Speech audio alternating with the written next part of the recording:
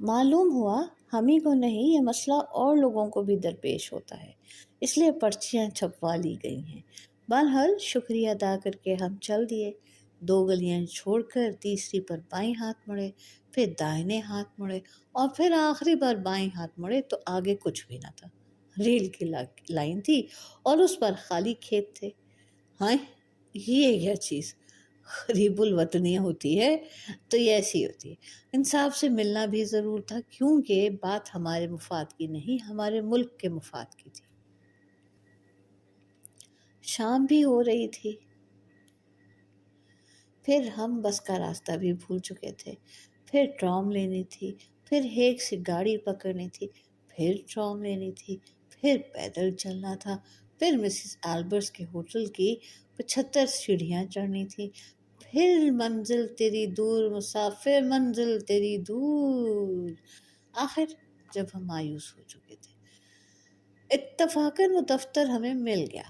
صاحب موصوف البتہ نہیں تھے، ہم خستگی سے بے ہوش ہونے کو تھے کہ وہ آ گئے۔ بولے، امید ہے آپ کا سفر خوشگوار گزرا ہوگا اور یہاں کا راستہ آسانی سے مل گیا ہوگا۔ ہم جی کڑا کر کے چہرے پر مسکراہٹ لائے اور کہا، جی ہاں، آج شام ہمیں فلم کا شوق اور فرض کی محبت لنڈن لے گئی۔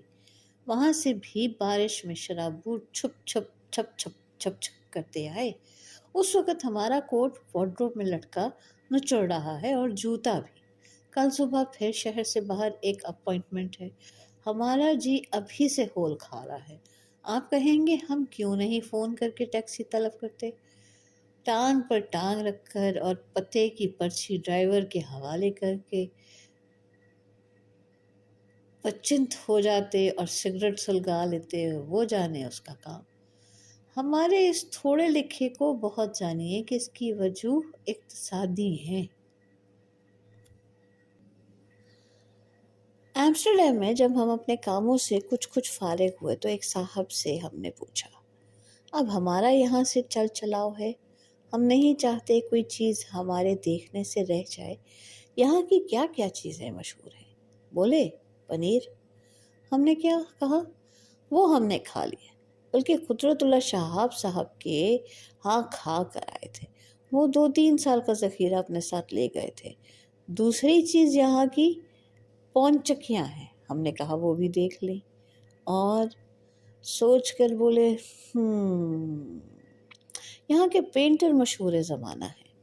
ہم نے ان کے گھر کے دروازے کی طرف دیکھا، پھر ان کی چوکھٹ پہ ہاتھ پھیرا، بولے، میرا مطلب دروازوں کھڑکیوں پر رنگ کرنے والوں سے نہیں تھا بھائی، پینٹر تم نہیں جانتے کیا ہوتا ہے۔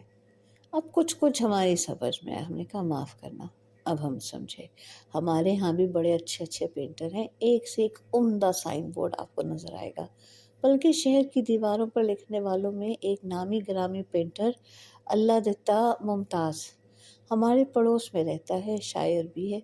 ممتاز اس کا تخلص ہے۔ تخلص جانتے ہیں نا کیا ہوتا ہے؟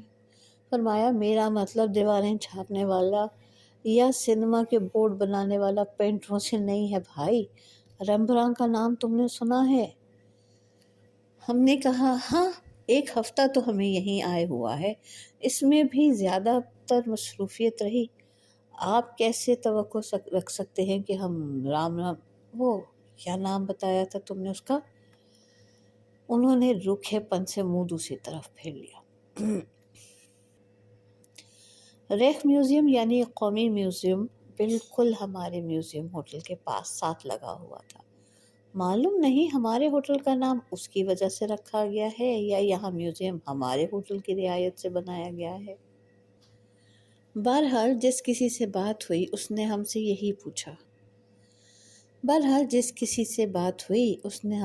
پوچھا، تم نے ریخ میوزیم دیکھا ہے؟ آخر ہم نے سوچا دیکھ ہی ڈالنا چاہیے۔ ہفتے کی صبح ہماری خالی تھی، جا گھسے۔ معلوم ہوا تصویروں کا میوزیم ہے، کچھ مجسمے ہیں اور پرانا کاٹ کباڑ فرنیچر، 16ویں صدی کا، 17ویں صدی کا، ہم تو یہ کرتے ہیں کہ کوئی چیز پرانی ہوئی، مثلاً چارپائی ٹوٹنے لگی یا کرسی کا ہتھا اکھڑ گیا تو اسے پھینک دیا یا آگ جلا لی۔ مغربی ملکوں میں ایسا نہیں کرتے، پرانی چیزوں کو سینت سینت کر رکھتے ہیں۔ چنانچہ کئی کمرے پرانے فرنیچر سے بھرے ہوئے دیکھے۔ ہمارے گھر میں بھی 15 20 سال کے کھٹولے، میز، ٹرنک، بندھنے، مرتبان، کیلنڈر چھپے یا چمچے، سرمے دانیاں، توشک وغیرہ بھرے پڑے ہیں۔ ہمیں ان کی قدر و قیمت کا خیال ہی نہ آیا۔ اگر ہمارے آنے تک ہمارے گھر والوں نے نہ پھینک دیے ہوں تو ہم بھی میوزیم بنائیں گے۔ یہ چیزیں تو پھر حال کی ہیں، ان کی یہاں تو بہت پرانی ہیں۔ بعض میوزیم میں تو ہم نے 25 صدی پرانی اور بیکار چیزیں سجی دیکھی۔ ہم نے کہا یہ کچھ نہیں، کچھ اور دکھاؤ۔ تب ایک گائیڈ نے ہمیں ڈیلفٹ کی پرانی ٹائلوں کا ذخیرہ دکھایا۔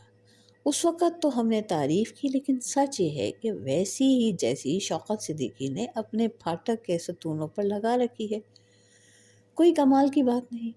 اس کے بعد تصویروں کے کمروں کا نمبر آیا۔ ہم نے سنا تھا ریمبرانڈ نامی مصور نے نائٹ واچ نام کی جو تصویر بنائی تھی، اس کی وجہ سے یہ میوزیم دنیا بھر میں مشہور ہے۔ ریمبرانڈ کی بہت سی اور تصویریں بھی اس میوزیم میں بتائی گئیں۔ ایک اور شخص کی بھی، جس کا نام وان گو یا ایسا ہی کچھ تھا، جس شخص کا نام ایسا عجیب و غریب ہو، وہ بھلا کیا تصویریں بنائے گا۔ خیر، ہم نے میوزیم کا ٹکٹ خریدا تھا، اب تصویریں دیکھنی تھیں۔ ہم نے دیکھی اور ہم نے اس کمرے کے محافظ سے کہا یہ تو نہیں ریمبرانڈ کی نائٹ واچ۔ معلوم ہوا یہ بھی نہیں ہے، آگے ہے۔ خیر، تصویریں دیکھتے، نام پڑھتے، تحسین اور آفرین کے طور پر سر ہلاتے ہم ایک بڑے ہال کمرے میں پہنچے۔ بہت سے لوگ ایک تصویر کے گرد کھڑے تھے۔ کسی نے ہمیں اشارے سے بتایا یہ ہے ریمبرانڈ کی نائٹ واچ۔ بہت بڑی تصویر ہے، پوری دیوار ڈھانپے رکھی ہے۔ دوسروں کی طرح ہم نے بھی اسے آنکھیں پھاڑ پھاڑ کر دیکھا، اینک لگا کر دیکھا، اینک اتار کر دیکھا۔ اس کمرے میں اس تصویر کو دیکھنے کے لیے صوفے بھی لگائے گئے تھے۔ ہم نے بھی ان پر ٹھیکی لی۔ اس میں سامنے ایک بادشاہ ہے، ہمارے خیال میں تو بادشاہ ہی ہوگا، ساتھ ایک ٹوپی والا جرنیل سمجھیے۔ ایک شخص بندوق لیے بھی کھڑا ہے۔ تصویر کے داہنے ہاتھ ایک ڈھول والا ہے۔ پیچھے کی جگہ بھرنے کے لیے کچھ اور آدمی بھی دکھائے گئے ہیں۔ کسی کا منہ کسی طرف ہو ہے اور کسی کا کسی طرف۔ ارے ذرا ٹھہریے، کتاب میں دیکھتے ہیں۔ ہم نے میوزیم کی گائیڈ بھی تو خریدی ہے۔ دیکھیے صفحہ نمبر 17، 15 اور 16۔ ریمبرانڈ اپنے زمانے کا بہت بڑا آرٹسٹ تھا۔ بے شک اپنے زمانے کا ہوگا، ہم نے سوچا۔ لیڈن کا رہنے والا تھا، پھر ایمسٹرڈیم چلا آیا اور جب تک مر نہیں گیا وہیں رہا۔ اس کی بنائی ہوئی تصویروں میں یہودی دلہن، پطرس ولی کا انکار۔ ارے یہ کیا فضول تفصیلات ہیں، نائٹ واچ کا ذکر کہاں آنے والا ہے؟ یہ رہا، لکھنے والا لکھتا ہے کہ ریمبرانڈ کو غالباً، یعنی یقیناً نہیں ہے، گائیڈ لکھنے والے بھی بیٹھ گئے ہیں، اس وقت یہ تصویر بنانے کو کہا گیا تھا جب فرانس کی بیوہ ملکہ میریاڈی میڈیسٹی میں ایمسٹرڈیم آئے۔ یہ تصویر کپتان